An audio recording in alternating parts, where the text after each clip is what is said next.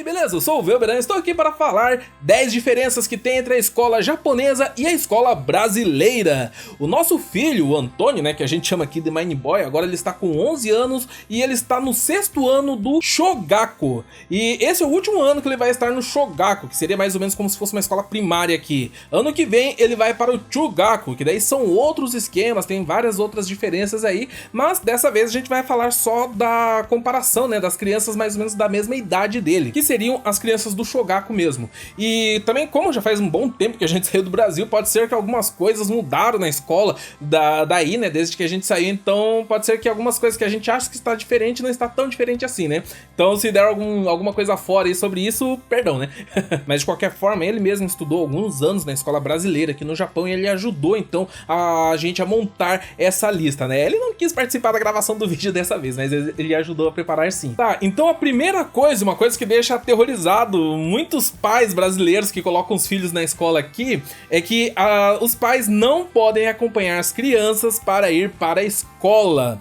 Como que eles fazem então? As crianças se reúnem em algum lugar, né? Aqui, como a gente mora no conjunto residencial, eles se reúnem na frente de um prédio, né? Pré-determinado, um monte de crianças, e essas crianças vão em grupo, chamado Bundan, né? Sozinhos para a escola. Claro que na rua, nos cruzamentos que são mais perigosos, movimentados, eles colocam alguns adultos para guiar o trânsito, para ajudar a travessia, e também sempre tem um pessoal passando, né? Cuidando também das crianças, para não acontecer nada de demais, né? Mas mesmo assim, para os pais brasileiros, a gente estranha um pouco, porque a gente está acostumado, principalmente criança pequenininha, né, como se fosse da primeira série, a gente tá acostumado a acompanhar pra escola, né, e aqui não pode, é realmente proibido o pai acompanhar os filhos. Aqui a escola que o meu filho estuda é bem perto de casa, mas tem alguns lugares assim que a criança estuda bem longe da escola e mesmo assim tem que ir a pé sem choro, né, dependendo da série que ela tá, ela pode ir de bicicleta também, só que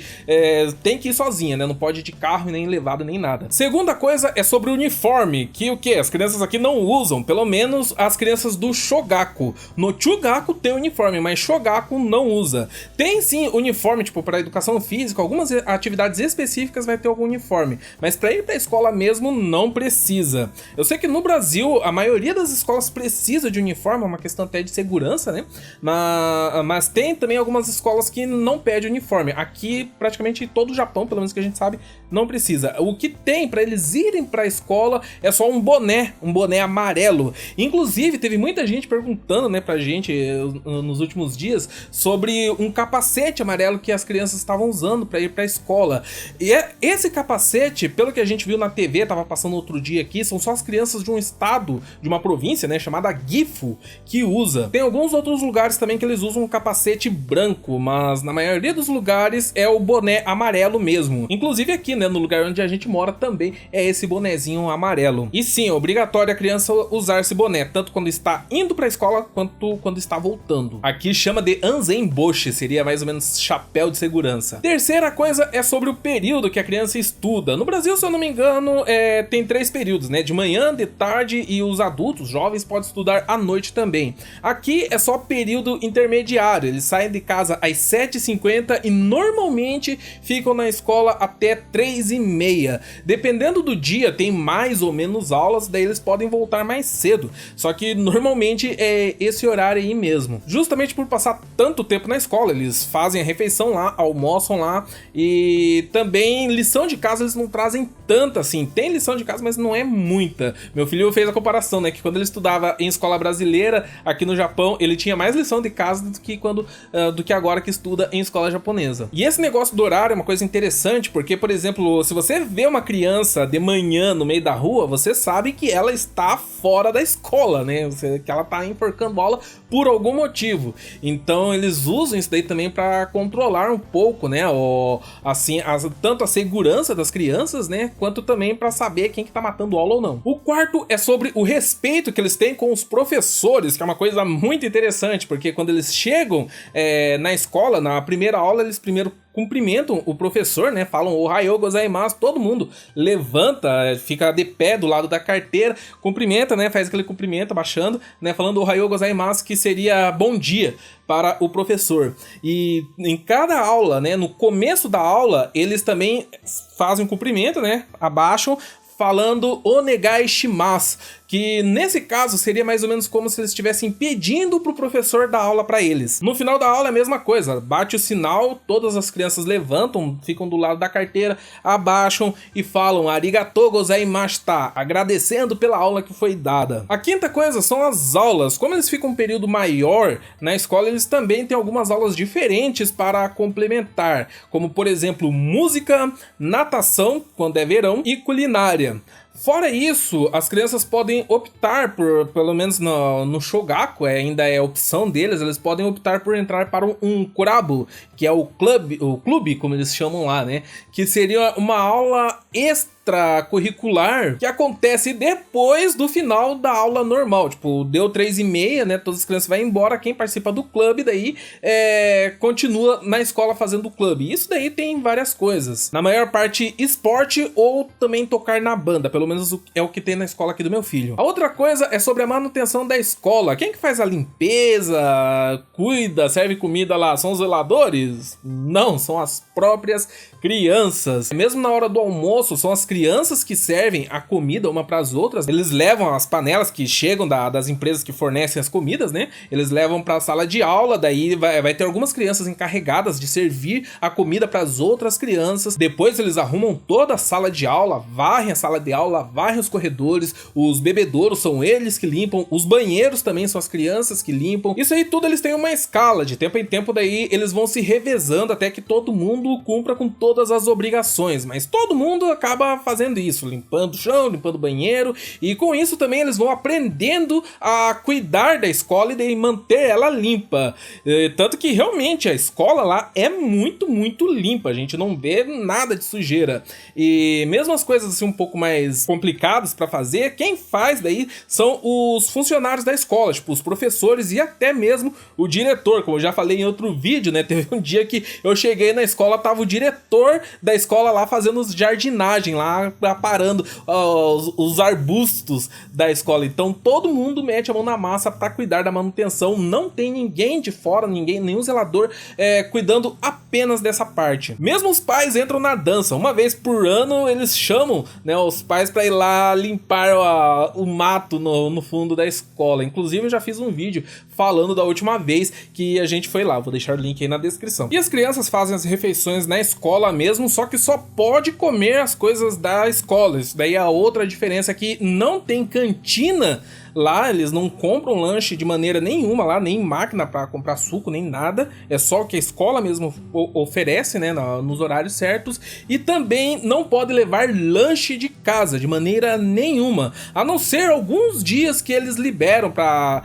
levar marmita, o que eles chamam aqui de bentô. Aí tem alguns dias que não tem comida na escola, eles levam de casa, mas fora isso não pode levar lanche de jeito nenhum. Até teve uma situação que encontraram um pacote de salgadinho vazio no banheiro das meninas e os professores juntaram todos os alunos lá, não sabiam quem que tinha deixado lá, né, mas juntaram todos os alunos lá e deram mó bronca, ficaram um tempão lá passando sabão em todo mundo, falando sobre respeito, porque quem levou o salgadinho lá tava faltando com respeito às regras da escola. A oitava coisa é sobre as excursões. 2 vezes no Shogaku, pelo menos, né, que seria na 5ª e na 6ª série, as crianças fazem uma excursão para dormir fora, longe dos pais. Ano passado, a série do meu filho foi para as montanhas, foram fazer acampamento lá por 2 dias. Nesse ano agora, eles vão fazer uma viagem para Kyoto, que é uma cidade, vamos dizer assim, meio histórica aqui do Japão, né? Era a antiga capital do Japão. Isso daí é uma atividade mais ou menos obrigatória também, né? É altamente recomendado pela escola que faça. Tem alguns custos para os pais também, né? Tem as taxinhas lá que a gente tem que pagar lá. Por exemplo, eu e minha mulher, né? A gente nunca tinha dormido longe do guri, daí ele foi fazer a excursão lá, a gente ficou com o coração na mão, né? Mas é bom também pra se acostumar. E a gente pensa, né? Isso daí é só coisa dos brasileiros, mas não, a gente viu, né, as outras mães que mandaram os filhos, né, no dia, também tudo meio com o coração na mão, assim. Mas faz parte, a criançada curte, faz mó bagunça lá. A nona coisa é sobre o material escolar. Aqui, os livros são todos fornecidos pela escola mesmo, os livros de estudo. Somente os que eles chamam de Doriro, que seriam os livros de exercício, esses a gente tem que pagar, só que é a escola mesmo que fornece, a gente paga uma taxa lá pra eles diretamente, que é bem baratinha. Isso daí diminui bastante o custo de material escolar aqui pra gente, né? Pagar. Quer dizer, economiza nessa parte de livros e cadernos, que vem tudo da escola. Agora, os outros materiais tem pra caramba, então nessa parte sim a gente gasta. Inclusive tem algumas coisas que eles usam aqui que não usam na escola brasileira. Quando for período daí pra comprar material escolar, provavelmente a gente faz um videozinho mostrando esse material pra vocês, beleza? E uma parte interessante desse material escolar é a bolsa, que é praticamente um padrão que eles usam aqui. No Brasil, todo mundo pode usar a mochila que quiser, a pasta que quiser e tudo mais. Aqui quase todas as crianças usam a mesma coisa. É uma bolsa chamada arandôcero, né? Que normalmente para as crianças, para os meninos, é uma bolsa preta. As meninas aí podem usar vermelho ou rosa. Diz que os meninos também podem usar cor azul, mas eu nunca vi um menino usando uma bolsa que não fosse preta. Mas é bem uniforme também. Essas bolsas, mesmo que a marca varie, muda um pouquinho o modelo, elas são todas bem parecidas. Apesar que realmente tem umas que são um pouco mais baratas e outras são super caras. O preço dessas bolsas vai mais ou menos de 15 mil a 100 mil ienes, né? As mais caras.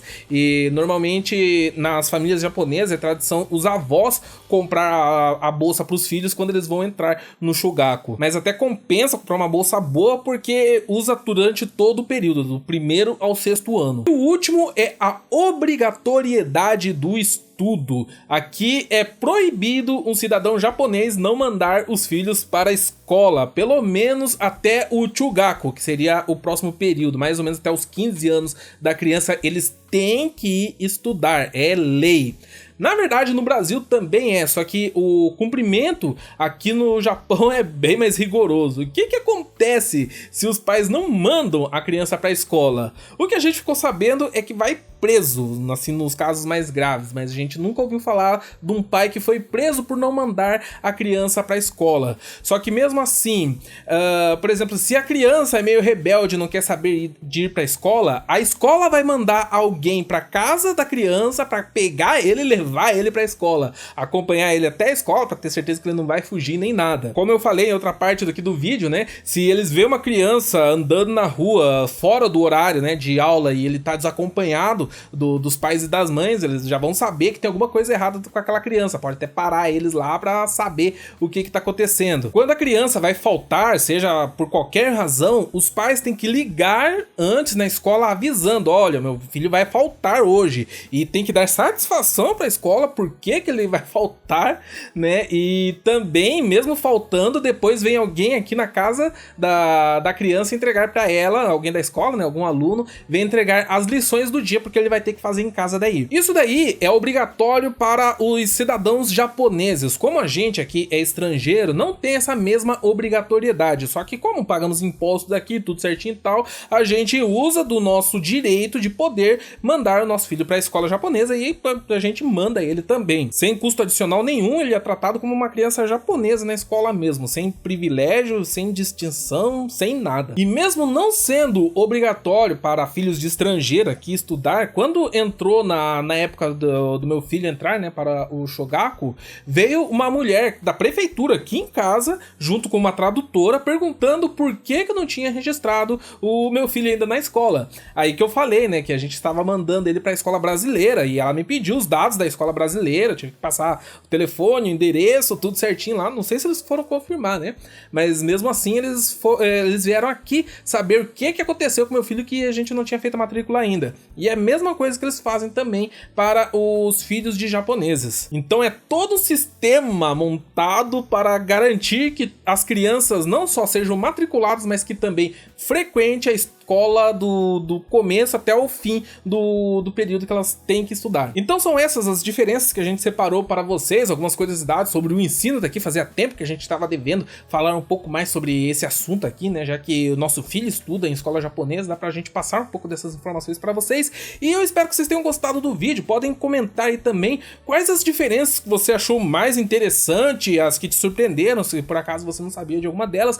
Deixa um comentário aí para nós e aproveite para clicar no gostei, compartilhe o vídeo com os seus amigos, principalmente se você conhece alguém que trabalha com educação, algum professor, tudo mais. Não deixe de compartilhar aí com eles para eles saberem um pouquinho como que é a vida estudantil nos outros países, beleza? E se você é novo aqui no canal, inscreva-se para acompanhar os lançamentos. Eu vou ficando por aqui, nos vemos no próximo vídeo. Falou!